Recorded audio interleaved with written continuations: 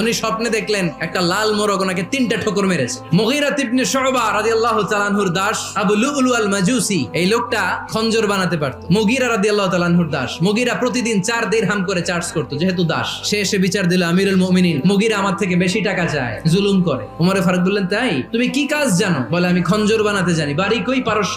আরে তুমি খঞ্জর বানাতে জানলে তো 4 দিরহাম অনেক কম, সে তো আরো বেশি টাকা নেওয়া দরকার ছিল তোমার থেকে। আবু লুলুর এই কথা পছন্দ হয় নাই। সে কয়, ওমর তুমি সবারে দয়া দেখাও আর আমার ক্ষেত্রে কঠিন নিয়ম বানাইলা, দাঁড়াও এই নিয়ম তোমার আমি দেখাবো। এই রাগে সে বাড়িতে যে একটা খঞ্জর বানালো। খঞ্জর চিনেন? কিছুদিন আগে ওমানের সুলতান কাবুস ইন্তেকাল করেছে, জানেন আপনারা? ওনার এই কোমরের মধ্যে খঞ্জর থাকতো, ছবিতে দেখছেন? আরব শাহেক যারা সুলতান আমির, সে বাসায় যে একটা খঞ্জর বানালো, যেই খঞ্জরের 2 মাথা আর ধরার হ্যান্ডেলটা মাঝখানে, এদিকেও ছুরি এদিকেও ছুরি, যাতে এইভাবে মারা যায়। সে ধার দিতে লাগলো আর বললো, ওমর দাঁড়াও তোমার আমি দেখাবো। ওমর ফারুক মসজিদে নববীর ইমাম, ফজরের নামাজের সময় এই আবু লুলু আল মাজুসি চাদর পরে লুকিয়ে লুকিয়ে সে অগ্নি